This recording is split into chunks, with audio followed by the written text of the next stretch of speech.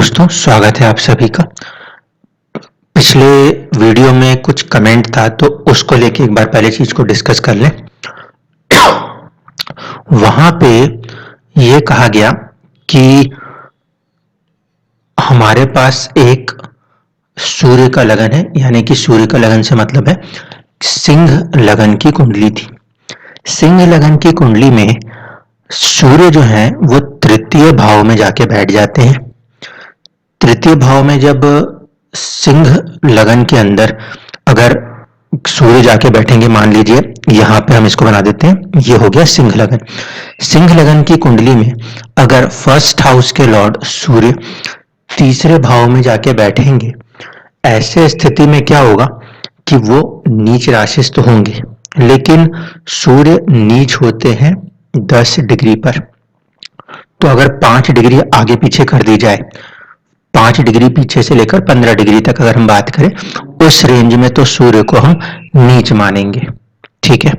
अगर सूर्य की डिग्री 15 से ज्यादा हो जाती है तो फिर वो उस नीच राशि में मौजूद है, ग्रह नीच नहीं है। ये पहली बात। दूसरी बात उसमें यह कही गई कि शुक्र जो है वो साथ में है और दोनों को ही बहुत क्लोजली 1 डिग्री के अंतर पे बिठाया गया। अब 1 डिग्री के अंतर पे क्योंकि 2 ग्रह बैठे हैं तो वो ग्रह युद्ध में चले जाते हैं। एक बात ये। दूसरी बात ये कि इस चीज को कैसे रीड करना चाहिए, इसीलिए आज के इस पूरे वीडियो को फोकस कर रहे हैं। यहां पे इस वीडियो में हम किसी एनालिसिस पॉइंट पे नहीं जा रहे, यहां पे इस बात को समझने की कोशिश करेंगे कि जो कंजंक्शंस होते हैं वो किस तरह से रीड किए जाने चाहिए और क्या उनके मायने होते हैं। तो इसी के साथ आज की चर्चा को शुरू करते हैं। देखिए, इस कुंडली के अंदर अगर हम बात करें, ये 2 नंबर से बनने वाली लगन कुंडली, यहां पे हमने देखा कि ये कॉम्बिनेशन है वो है शनि और बुध का, दोनों एक साथ बैठे। ठीक है। अब कोई भी कॉम्बिनेशन जो कि आपके लगन कुंडली में बनता हो, वो कॉम्बिनेशन एज इट इज अगर नवांश में शिफ्ट हो गया तो वो बहुत ही स्ट्रॉन्ग कॉम्बिनेशन है, पहली कंडीशन। इसीलिए अगर आप किसी भी कुंडली में देखते हो कि कोई 2 ग्रहों के बीच में युति हो रही है, तो वो कॉम्बिनेशन उस कंडीशन में सबसे ज्यादा स्ट्रॉन्ग होगा अगर वो एज इट इज ही आपके नवमांश की कुंडली में आ जाए। यहां पे आपको नीचे नवमांश की कुंडली दिखाई दे रही है। यहां पे आप देख रहे हैं कि शनि और बुध फिर एक साथ बैठे हैं, तो ये जो कॉम्बिनेशन माना जाएगा ये कहीं ना कहीं एक स्ट्रॉन्ग कॉम्बिनेशन है। अब ये कॉम्बिनेशन क्या रिजल्ट करेगा इसको अपन थोड़ी देर बाद समझेंगे। दूसरा, मान लीजिए यहां पे एक कॉम्बिनेशन है गुरु और मंगल की युति। अब गुरु और मंगल की जो युति यहां पर हो रही है, क्या वो बहुत स्ट्रॉन्ग कॉम्बिनेशन है, और अगर है तो किस डिवीजन के लिए स्ट्रॉन्ग है, इसको समझना होगा। मान लिया हमने कि यहां पे हमें ऐसे बैठे हुए दिखाई दे रहे हैं गुरु और मंगल। हम गए डिग्री पे, डिग्री हमने चेक करी कि गुरु जो है वो 22 डिग्री के बैठे हुए हैं और मंगल जो है वो 23 डिग्री के बैठे। तो यहां पर हम देखें दोनों का नक्षत्र सेम है, दोनों के बीच का जो डिग्री गैप है वो बहुत क्लोज भी नहीं है और बहुत ही दूर भी नहीं है। क्लोज नहीं है से मेरा मतलब है कि ये 1 डिग्री के अंदर नहीं है कि ग्रह युद्ध में आ जाए, क्योंकि आप देखो यहाँ पे है 19 मिनट्स का और यहाँ पर है 46 मिनट्स का, इसलिए 1 डिग्री से थोड़ा ज्यादा दूरी लेके बैठे हुए हैं। जबकि शनि और बुध के कॉम्बिनेशन को इसके कंपेयर में रीड करें तो शनि जो थे वो 20 डिग्री के थे और बुध जो है वो 23 डिग्री के थे। तो अप्रोक्सीमेटली ये दोनों ग्रह जो थे ये अपने अंदर 3 डिग्री से थोड़ा सा ज्यादा का डिफरेंस लेके बैठे थे। अब आप समझो, 2 ग्रह आपके बिल्कुल सामने ऐसे दिखा रहा हूं जिनके बीच का डिग्री डिफरेंस जो है ना वो 1 डिग्री से थोड़ा ज्यादा है, वो युति क्लोज बॉन्डिंग के तौर पे मानी जानी चाहिए वैसे तो, जबकि दूसरी युति जो हो रही है वो हो रही है 3 डिग्री से थोड़े से ज्यादा के डिफरेंस पे। लेकिन इन दोनों के ही कॉम्बिनेशन को जब हम नवमांश में लेकर आते हैं तो हम देखते हैं गुरु और मंगल जो है वो अलग अलग हो गए, और यहां पर ये कॉम्बिनेशन 3 डिग्री से थोड़ा ज्यादा का गैप होने के बाद भी एक नजर आता है। तो इसको समझने के लिए कि ये जो युति है वो कितनी क्लोज बॉन्ड है, इसके लिए हम क्या करेंगे, हम चलेंगे नवमांश के अंशाज में, वहां से आपको चीजें थोड़ी सी क्लियर होगी। यहां पे अगर आप ध्यान से देखोगे तो आपको दिखाई देगा कि बुध जो है वो 7th अंशा लेकर चल रहा है, ठीक है। डिवीजन जो है वो 7th डिवीजन है नवमांश में उसके पास, और एग्जैक्टली सेम डिवीजन जो है आपको शनि के साथ दिखेगा। यहाँ पे आप इंडेक्स को भी मैच कर सकते हैं, देखिए सेम इंडेक्स है दोनों का, 7th डिवीजन और इंडेक्स भी सेम है। तो ऐसे कंडीशन में ये जो युति हो रही है ये बहुत ही क्लोज युति मानी जाएगी, क्योंकि नवमांश को आप ऐसे मान लो कि 9 स्टोरीड एक बिल्डिंग है, जितने ये डिविजन्स आपको दिखाई दे रहे हैं 1 से लेकर 9 तक दिखाई देते हैं। तो जब भी कोई पर्टिकुलर ग्रह आपको किसी डिविजनल चार्ट में एग्जैक्ट सेम डिविजन्स पर मिले विथ अ कंडीशन डिवीजन के सेम होने के साथ में जो इंडेक्स है वो तो बुक के पॉइंट पे लिखा हुआ है, तो सेम कंडीशन क्या है, डिवीजन का जो लॉर्ड होगा वो लॉर्ड आपको सेम मिलना चाहिए। यहां पे हम जब देख रहे हैं तो हमें दिखाई दे रहा है कि इसमें मनुष्य और मनुष्य दोनों ही कॉमन है, इसलिए ये जो युति होंगी वो स्ट्रांग होंगी। आप अपने किसी भी डिविजनल चार्ट्स में जब ऐसे युतियों के कॉम्बिनेशंस को समझने की कोशिश करेंगे कि ये कंजंक्शन बन रहा है, तो पहले उसको ये देखेंगे कि वो कितना स्ट्रांग कंजंक्शन बन रहा है। दूसरी चीज यहीं पर आप देख लीजिए, गुरु के पास 7th डिवीजन है, क्योंकि ये अलग राशि में बैठा है इसलिए इसका 7th डिवीजन कहीं और जा रहा था, जबकि उसी राशि में बैठकर मंगल जो है वो 8th डिवीजन में, एक राक्षस के हवाले चला गया तो एक चला गया मनुष्य के हवाले। अब आप समझ गए कि यहाँ पे डिवीजन में डिफरेंस है, और उसकी वजह से कहीं ना कहीं जो उनको रूल करने वाले डेटी होंगे उनमें भी डिफरेंस है। इसलिए वो कॉम्बिनेशन जो एज इट इज नवमांश में रिपीट हो जाए उसे हम कहते हैं कि वो सबसे ज्यादा स्ट्रॉन्गेस्ट कॉम्बिनेशन है, क्योंकि वो अपनी स्ट्रेंथ को मेंटेन कर रहा है या बढ़ा ले रहा है नवमांश के अंदर। अब मान लीजिए कि मेरे को ये कॉम्बिनेशन गुरु और मंगल के कॉम्बिनेशन को समझना है। गुरु और मंगल का जो कॉम्बिनेशन है वो 10th हाउस में भी बन रहा है, इसीलिए अब हम इस कॉम्बिनेशन को एक बार दशमांश में खोजने की कोशिश करेंगे। तो जब हम दशमांश में जाते हैं वहां पे हम देखते हैं कि क्या वहां पे ये कॉम्बिनेशन बनता है। रीजन ये कि जिस पर्टिकुलर डिविजनल चार्ट के अंदर हम इसको देख रहे हैं उसमें उस पर्टिकुलर हाउस को भी इंक्लूड कर लीजिए। 7th house house of marriage है, तो नवमांश को हम मैरिज एंड स्पाउस के साथ देखते हैं, इसीलिए इस कॉम्बिनेशन को, शनि और बुध के कॉम्बिनेशन को नवमांश के चार्ट में स्पेसिफिकली और चेक किया। अब क्योंकि ये जो कॉम्बिनेशन गुरु और मंगल का बन रहा है ये नवमांश में तो नहीं रिपीट हुआ, अब ये 10th हाउस में बन रहा है, तो क्या दशमांश में रिपीट हो रहा है। तो अब हम आए दशमांश में।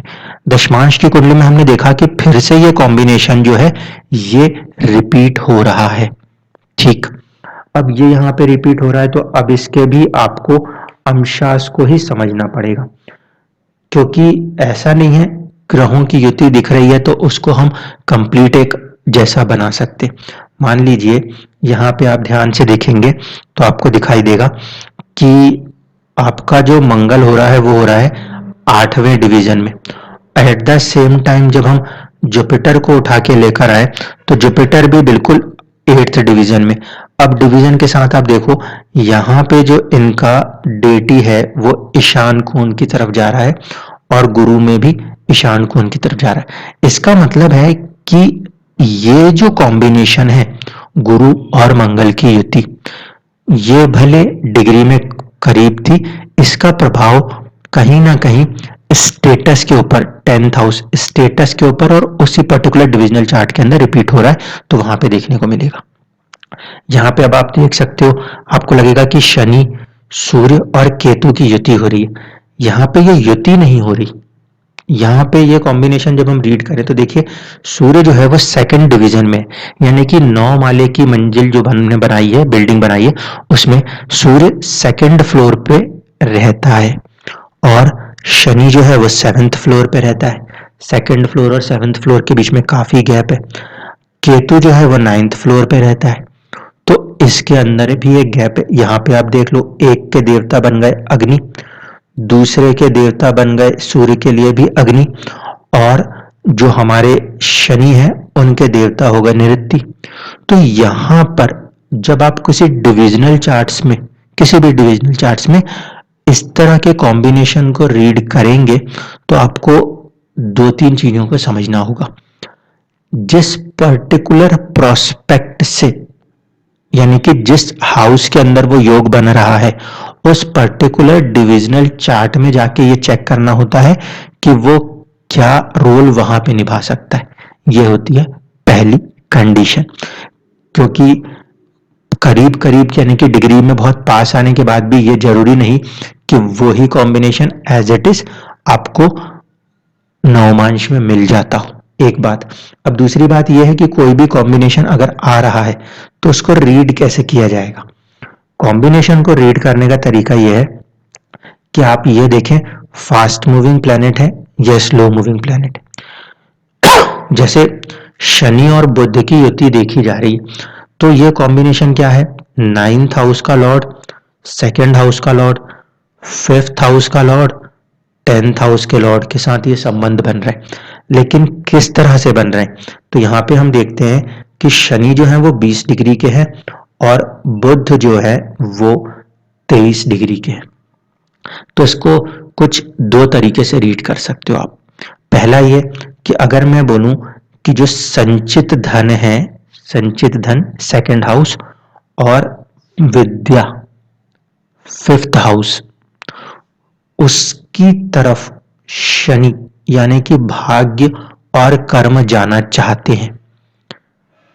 भाग्य और कर्म वो विद्या और विद्या के साथ साथ संचित धन की तरफ जाना चाहते हैं, जबकि संचित धन और विद्या वो सूर्य की तरफ, इसके आगे बुध के आगे सूर्य बैठे, तो वो सूर्य की तरफ यानी कि 4th हाउस सुख की तरफ जाना चाहती है।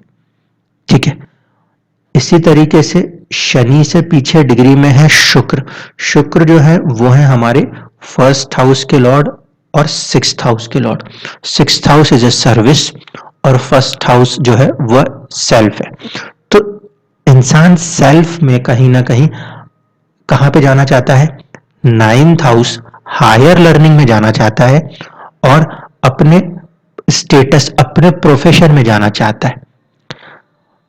इस तरीके से इस कॉम्बिनेशन को रीड करना कि जब कभी भी 2 ग्रह आपस में साथ में बैठे हैं तो डिग्री के डिफरेंसेस को लेकर चलना, और इस तरीके से चलना है कि जो ग्रह डिग्री में पीछे है वो आगे की तरफ अगर मूव कर रहा है तो जिस ग्रह की तरफ बढ़ रहा है उसे हमें समझना होगा।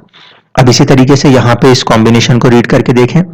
यहां पे मंगल और गुरु के बीच का कॉम्बिनेशन था, जिसमें कि गुरु जो है वो मंगल की तरफ जा रहे हैं। तो गुरु क्या है, अष्टमेश है और 11th हाउस का स्वामी है, लाभेश है। तो लाभ और अष्टम यानी कि बदलाव, चुनौतियां, ये किसकी तरफ जाके कनेक्ट हो रही हैं, ये कनेक्ट होना चाह रही हैं अपने आप को 7th हाउस लॉर्ड के साथ, ठीक है, और 12th हाउस लॉर्ड के साथ। 7th हाउस का लॉर्ड मतलब या तो व्यापार या फिर विवाह। तो ये जो 8th हाउस है, ट्रांसफॉर्मेशन है, ये अपने आप को किस तरफ लेके जा रहा है, या तो बिजनेस की तरफ या तो मैरिज की तरफ, इस तरह से देखना है। लेकिन मैरिज के अंदर ये combination as it is repeat नहीं हुआ, इसलिए ये मैरिज से ज्यादा प्रोफेशन के ऊपर इंपैक्ट करेगा।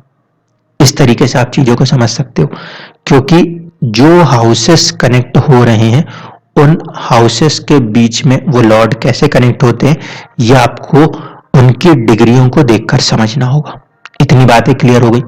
अब दूसरी बात, जो उस कमेंट में था उसके हिसाब से भी आपको बता दूं, अगर सूर्य किसी भी ग्रह के पास जाएगा और बहुत ही क्लोज डिग्रियों में चला जाएगा, तो उससे क्या होगा, उस पर्टिकुलर कुंडली में आप ये देखो कि सूर्य फर्स्ट हाउस का लॉर्ड हो रहा है और कारक भी होता है हमारे हेल्थ का। वो नीच राशि में बैठे हुए हैं, वो खुद नीच नहीं है। ऐसे कंडीशन में या तो हेल्थ के साथ थोड़ी सी चुनौती खड़ी कर सकते, एक बात। दूसरा केस स्टडी इसको ऐसे समझ सकते हैं कि अगर कुंडली सिंह लगन की बनी है तो शुक्र जो है वो 10th हाउस का लॉर्ड है। 10th हाउस का लॉर्ड यहाँ पे सूर्य के साथ आएंगे, कंबस्शन और वह सारे लॉजिक्स को आप वहां लगाओगे तो उससे क्या होता है, जब कभी भी कोई ग्रह सूर्य के साथ बैठा हुआ नजर आए, ऐसे स्थिति में जब उस ग्रह की दशा चलेगी वो बहुत ही ज्यादा चुनौतीपूर्ण हो जाएगी, क्योंकि ग्रह की जो अवस्था है ना वो काफी हद तक डैमेज हो जाती है। इसीलिए अगर ऐसा कोई कॉम्बिनेशन दिखाई देता है तो पहले यह चेक करना होगा कि उस ग्रह की आपको महादशा कब मिल रही है। जब महादशा मिलेगी उस पर्टिकुलर पीरियड में उसकी दशा खराब हो जाएगी। जो भी ग्रह सूर्य के साथ युति कर रहा है उस कंडीशन में, क्योंकि वो जो है वो कुपित हो जाता है। जो हमने अवस्थाएं पढ़ी हुई हैं ग्रहों की, उसमें जब कोई ग्रह सूर्य से बहुत ज्यादा करीब होगा तो वो अपने आप को असहज महसूस करेगा, इसीलिए उसकी महादशा में रिजल्ट्स डिस्टर्ब होंगे। दूसरा होता है वो होता है कारकत्व। मान लीजिए सूर्य और शुक्र के बीच में युति हो रही है, तो सूर्य जो है वो तो कहीं ना कहीं 10th हाउस के लिए कारकत्व भी रखते हैं और शुक्र जो है वो विवाह का कारकत्व भी रखते हैं और सिंह लगन में वो 10th हाउस के लॉर्ड भी है। तो दो कारकों के बीच की युति अगर हो रही है, यानी कि सूर्य 10th हाउस का कारक है, एट द सेम टाइम शुक्र से युति कर रहा है, तो किसी तरीके के बड़े पद प्राप्ति जैसी चीजों को प्रोफेशन के अंदर बिजी रखने को बता सकता है। इसकी वजह से जो शुक्र का दूसरा कारकत्व है यानी कि मैरिज लाइफ, उसके साथ चुनौतियां देखने को मिल सकती है। इसलिए कॉम्बिनेशंस को जब रीड कर रहे हैं ना, तो कॉम्बिनेशन को इस तरीके से रीड करिए कि वो कहां पे कैसे काम कर रहा है। जैसे कि ये कॉम्बिनेशन जिसकी हम डिस्कस कर रहे हैं वो नवमांश में रिपीट हुआ है, इसका मतलब है कि कहीं ना कहीं ये कॉम्बिनेशन मैरिज लाइफ के ऊपर इंपैक्ट करेगा, लेकिन जरूरी नहीं है कि नेगेटिव करे। हो सकता है कि जातक अपने प्रोफेशन में बहुत ज्यादा बिजी रह रहे हो, इसीलिए जो टाइम है वो थोड़ा सा कम दे पाते हो। कुंडली के अंदर जब कभी भी किसी चीज को रीड करें तो बायस्ड ना हो, बिल्कुल भी खुले मन से चीजों को रीड करें। ये नहीं है कि बस ये कॉम्बिनेशन आया तो खुश हो गए, वो कॉम्बिनेशन आया तो दुखी हो गए। वो कॉम्बिनेशन बहुत सारे रिजल्ट कर सकता है, हर सिक्के के दोनों पहलू हो सकते हैं, इसीलिए दोनों ही चीजों को ध्यान में रखकर चलना होता है। उस तरीके से ही कभी भी किसी कॉम्बिनेशन को रीड करिएगा। सिर्फ ऐसे देख के मत परेशान होइएगा कि ये युति बन रही है तो कोई ग्रह नीच है, दूसरा ग्रह उसको नीच भंग भी कर सकता है। बहुत सारे कंडीशंस क्रिएट है। हम यहाँ पे ये नहीं कह सकते कि बस हमने ये एक बात सुन रखी है तो हमारे ऊपर भी यही एक बात लागू होगी। अब हर किसी को आप उच्च के गुरु की कुंडली मान के और वही चीज सभी लोगों में रिपीट करो तो ऐसा नहीं होता। उस साल में जन्म लेने वाले सभी लोगों की कुंडली में वो ग्रह उच्च या नीच हो सकते हैं, लेकिन जो कॉम्बिनेशंस बन रहे होते हैं वो अलग अलग डिविजनल चार्ट्स में अलग अलग रोल्स को निभाने लगते हैं। इन बातों को हमें हमेशा ऑब्जर्व करना होता है। धन्यवाद।